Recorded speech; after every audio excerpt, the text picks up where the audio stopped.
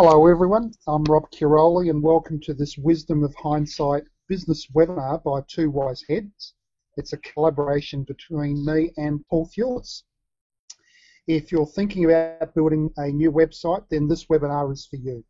Maybe you're a startup and don't have a site, or you have one already and it looks pretty terrible. Perhaps you still have those bruises from building one last time and you're thinking, maybe I should do it differently this time. Well, today I'm going to be interviewing Paul about your website to build yourself or not to build yourself. So welcome, Paul. Hi, Rob. Yes, today's webinar is not so much about technology as it is about decision making and making the right choice for your circumstances. Perhaps technology isn't your thing and you feel vulnerable trying to decide what to do. Perhaps it is your thing and you're thinking you could save a whole lot of money by doing it yourself. Either way, I expect you'll get something valuable today. Excellent. Yes, I'm looking forward to that, Paul. So let's go straight to dealing with the elephant in the room. You're actually an internet marketing consultant, so you're just going to spend the next 40 minutes giving us all the reasons why our audience shouldn't do a website themselves and instead come and pay you money to do it for them, right? That's a fair enough expectation from our audience, and yes, I hope that some people in the audience will approach me to work with them, but there are businesses where, for reasons such as availability of expertise, time or cash flow, there's a good and legitimate reason to do a website in whole or in part themselves. Good business for me revolves around creating the right partnerships with the right clients so that the outcome is a win for both of us. But more to the point, almost every business needs a website these days, and today I want to give some good insights into making the right choices right up front when deciding what to do with your website. Okay, so that sounds fair enough. So who should or shouldn't be building a website themselves then? So broadly speaking, there are 5 approaches you might take to who builds your website. You could do it yourself, use a friend or family member. You might have an in-house employee or a team. You might use an individual consultant or use a digital agency. However, you could choose a combination of these because there are many steps in building a website. So you might choose to have some parts of it done by a consultant and others you or your staff would do. Okay, so how do we work out which parts are done by whom then? Well, what I'm going to do is to go through a high-level description of the process of building a website. Cool. So where do we start then, Paul? Well, Rob, as a business coach, you'll appreciate this. It starts with your business objectives. Who is your target market and what do you want to sell to them? As an internet marketer, we'd say we're starting with the question, who is our audience? Our audience most commonly is going to be people who are prospective clients or customers. But it could be also existing clients, or it could be potential referral partners or distributors of your product. So you might, in fact, have more than one type of audience. What we need to do then is determine what type of outcome we want from our audience or audiences. Here are 6 possible audiences and an example outcome we might want from each one. So, a new customer. You might want to buy a product on your e-commerce shop. An existing customer, you might want them to make an appointment for, say, a regular checkup. You might be targeting potential referral partners like, say, an accounting firm. So your outcome might be to get new partners to sign up to a referral agreement. And existing partners, you want them to keep giving you referrals. You might have another company who distributes your product, like, say, a retail store. You want to have new distributors signing up for your product, and you want existing distributors to keep sending in those orders. In web analytics, we'll call these macro outcomes or macro goals. Okay, so I assume then that there must be some micro outcomes as well. What are they? Rob, Usually it's a bit much to expect someone to come straight to your website and buy on their first visit. But there might be some small steps they take along the way to our macro outcome that we know indicate that we're winning them over. These are micro outcomes. Okay, and you've got some examples here. Yes, let's quickly run through those. For our e-commerce store, we might be encouraging new customers to download, or potential new customers to download some sort of guide or ebook, or perhaps leave their contact details in doing that. We might have launched a new product, and getting an inquiry from an existing customer is a micro outcome. Also, subscribing to a newsletter, reading a blog, watching a video, or perhaps booking into a distributor conference might be micro outcomes we want our site to achieve. Okay, that makes good logic sense. So how do we get our audience to the macro or micro outcomes that we want? Okay, so let's put a connection between these two. First, we have to think about how our audience is going to arrive at our website. This can be by various channels, and they could arrive onto different pages of our website, not just the home page. At this point, we also need to think about our site integrating with other systems. In our past webinars on the engineering of an internet marketing machine, we talk about this in terms of internet marketing systems integration. But the other key integration we need to consider is business systems integration. Many businesses are using business systems designed for their industry. For example, we've recently completed a site for a business using software specifically designed for their industry to record patient information and appointments. The capability of the system to integrate or not with the website impacted on how we designed and built the website. More specifically, the inability of the software to integrate with an online booking system changed the way we were able to take appointments online. Okay, so you said that our audience can land on different pages. Why is that, and how can that be controlled? The easy way to control how people get to the website is using links from emails, social media, paid ads such as Google AdWords or Facebook marketing, or articles or blog posts we place on other websites. Of course, we have no control over links other people put on their websites back to our site, other than creating great content to attract people to link those specific pages. The source which is most complex to control is organic search results, primarily from Google search, as they dominate the market. This is the channel that gets most attention in our website development, and it's the concern of SEO, search engine optimization. SEO has two main components: on-site SEO and off-site SEO. So what we're going to do now is go through a website development process, starting with an on-site SEO analysis and going through to launch. Okay, so we've got the audience at the top of this process diagram like we had on the previous one. Yes, so we take the audience, or multiple audiences that we identified earlier, and we work up a list of keywords that we might use when searching, they might use when searching for whatever we're offering.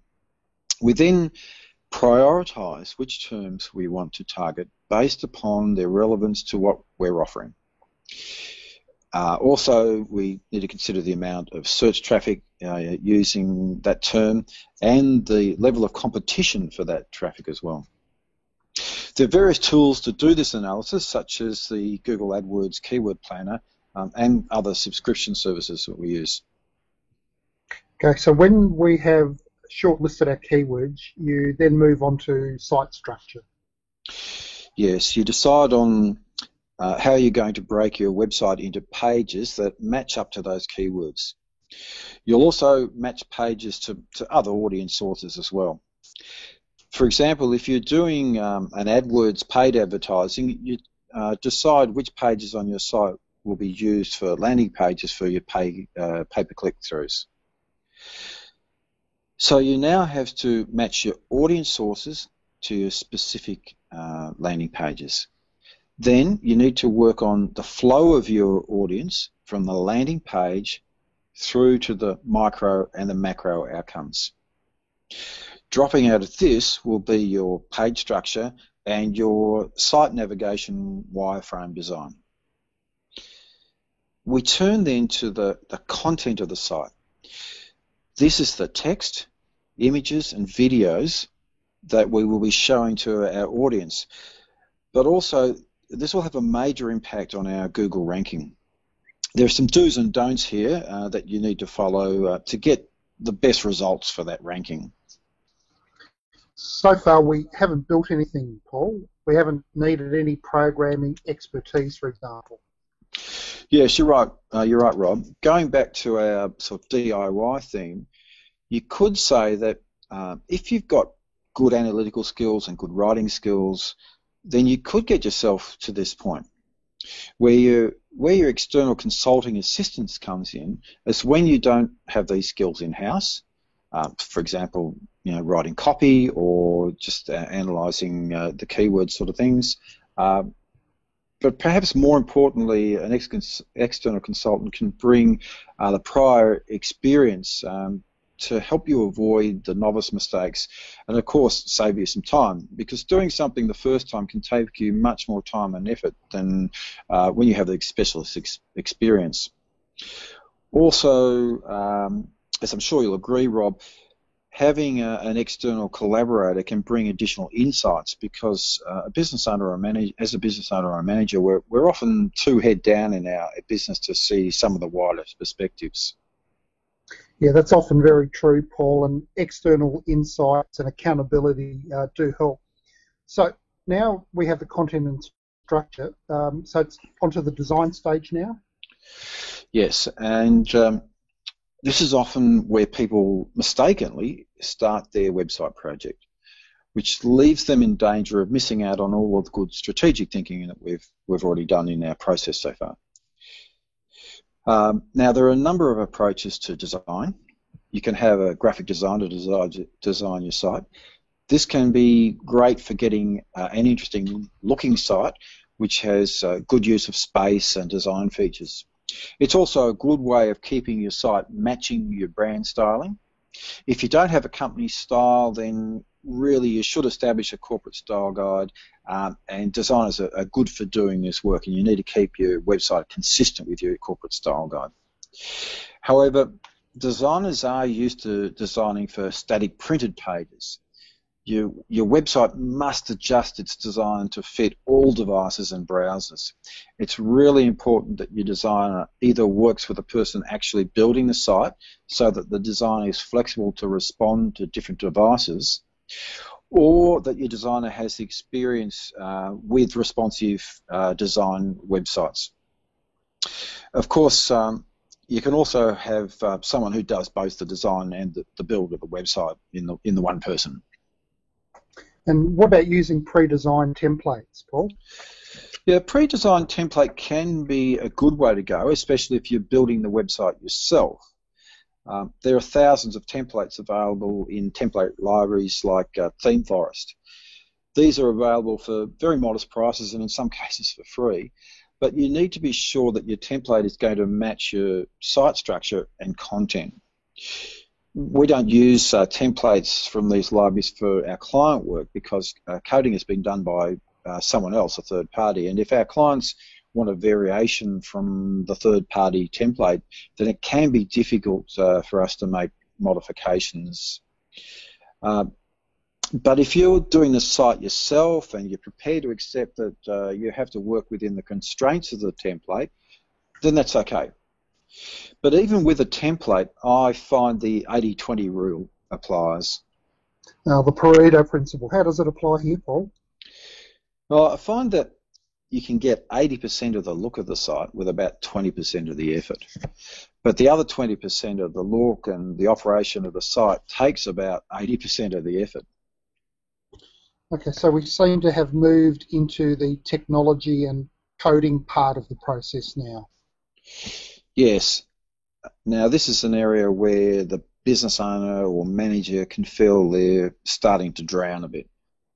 Often you'll get people advocating one programming platform or another based upon the technical capabilities. My advice here from a business decision point of view is to go with the market, unless there is a compelling business case, that's a business case, to do otherwise. In this case, using WordPress to build your website is where the vast majority of web development market is located. This pie chart that we're showing shows across the entire internet marketplace, WordPress has nearly 50% market share of the content management systems used to build a website. Now, you might say yes, but there's lots of small irrelevant websites which might skew the data, and that's probably true, but when you look at the top 10,000 websites, the picture is very much the same as far as WordPress is concerned. You get nearly 50% of the marketplace is WordPress, and the characteristics of the other competitors changes a little bit, but WordPress holds the market pretty strongly there. The business case for WordPress is that it has more people skilled to use it in the market. Therefore, there's more choice of in-house or external people to work on your site.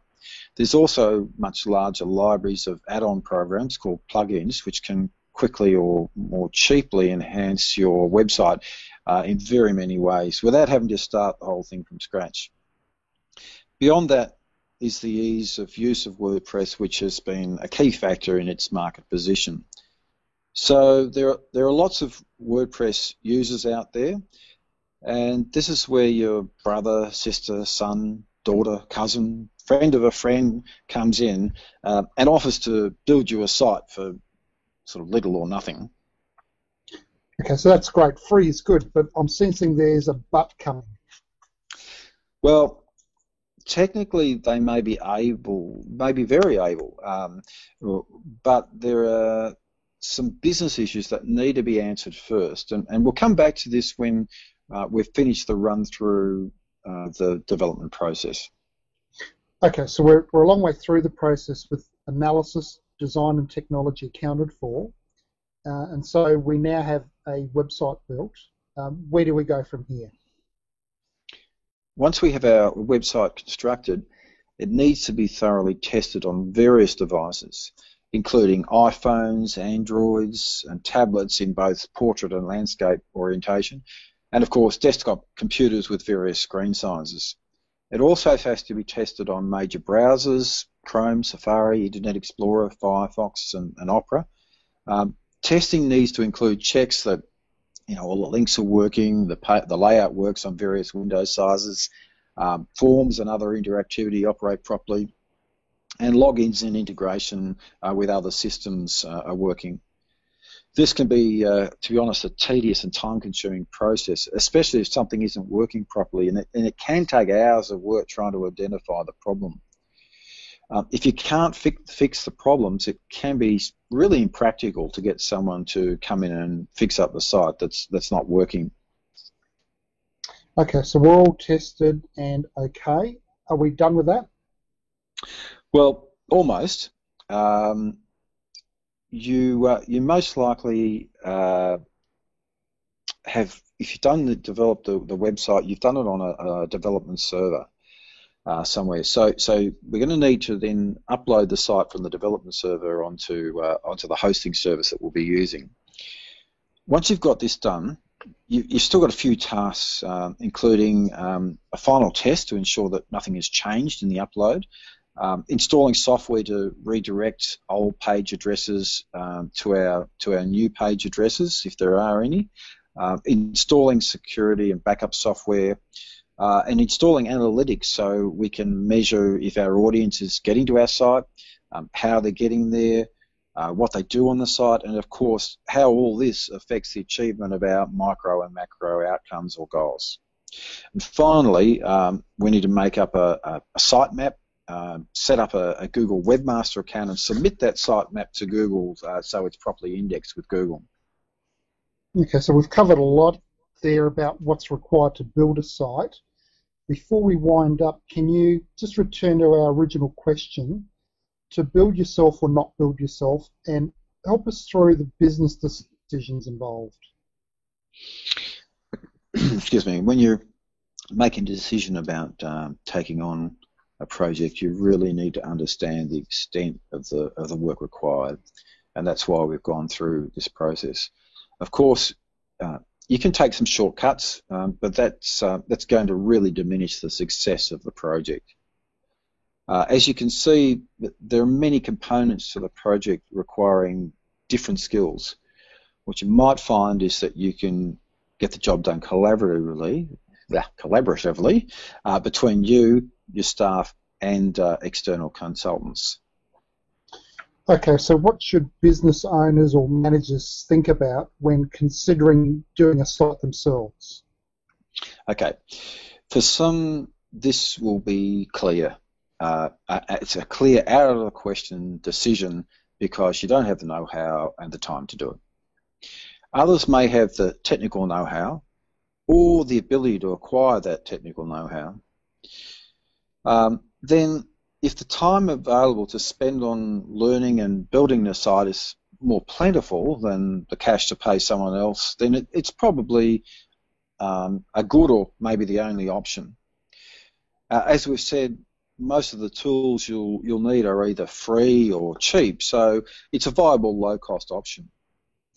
For those where funds are available to get someone else to do the work, spending time on building a site yourself is time away from your core business. And it's likely that the site will take longer to build because you've got lots of other things to do. Think carefully how this fits into your business plan, because saving on costs might delay revenue because the website building is sucking your time away from business sales, for example. Okay, so next there is the family or friend option. Yeah, if you have someone with the appropriate skills and the right price, which may be a zero, then this is a clear option worth considering.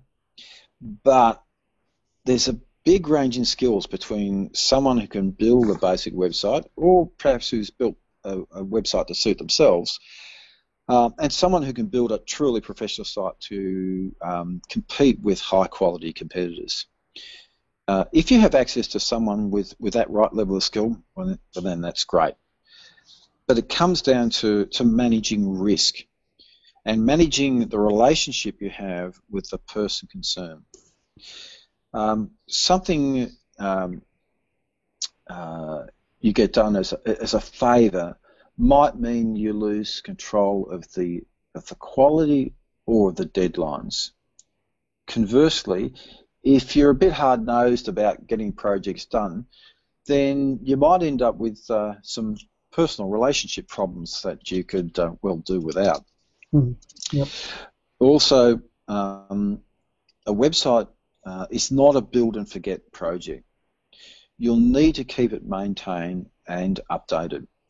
Make sure you have a commitment from the person doing the site, building the site in the first place, that they're around to do that ongoing work, because they're the only ones that really know how it was built. Yep. And so what about employing someone to do the work in-house?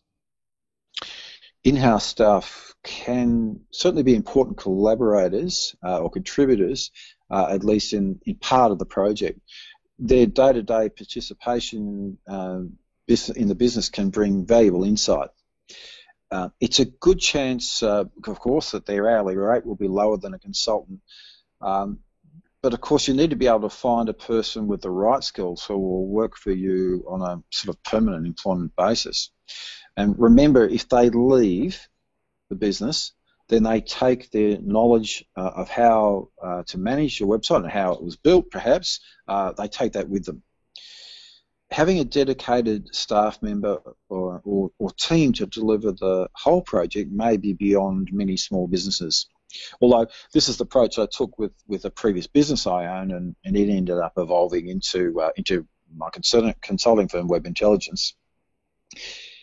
It might be more realistic, though, to employ someone in-house who can participate in parts of the website development and then manage the ongoing internet marketing for the business, such as blogs, email marketing, offsite SEO, and social media. Perhaps with some external mentoring from an external consultant. Okay, so if we're using an external consultant for the project, what do we look for there? Cash flow is always a paramount concern for small business. I've heard many pitches as a business owner from consultants offering us guaranteed costs for a non-guaranteed outcome. So I can appreciate the reluctance of some business owners to invest in an area that they have little understanding of. However, I certainly favour the use of external consultants at the very least in an advisory role.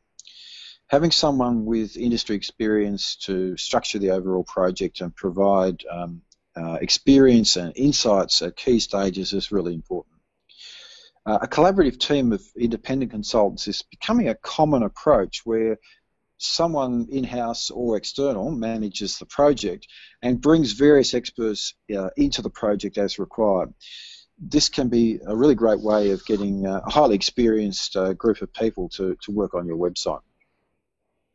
But what if we simply want someone to do it all for us from go to woe? Okay, so digital agencies are an option that can provide a one-stop shop for your project where they have access to dedicated specialists for each of the various components of the project. If your website needs some more complex features and integration, perhaps they will have people with very specialised skills on hand to do that. A good agency will have well-developed project management procedures and plenty of experience with your type of project. On the other hand, there is a risk that they take a cookie-cutter approach to your site and be more focused on fitting your site to the way they do things than addressing your specific needs. You also have to be sure that you're not paying CBD consulting rates only to find that a junior staff member is working on your site. A brand name digital agency might be attractive to middle-level managers in a medium to large organisations as a means of covering themselves. Well, I use such and such, so it's not my fault that we have issues, sort of thing. In the end, you need to match your business against the agency to see if you're an important enough client to have enough power in the relationship to get what you want. So, Paul, thanks for that. And if people want further help from you about building a website and internet marketing systems, how can they contact you?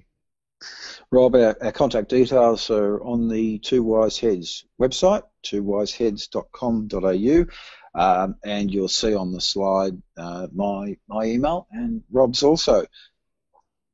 Okay, so thank you all for joining us today. May all your business decisions be wise ones.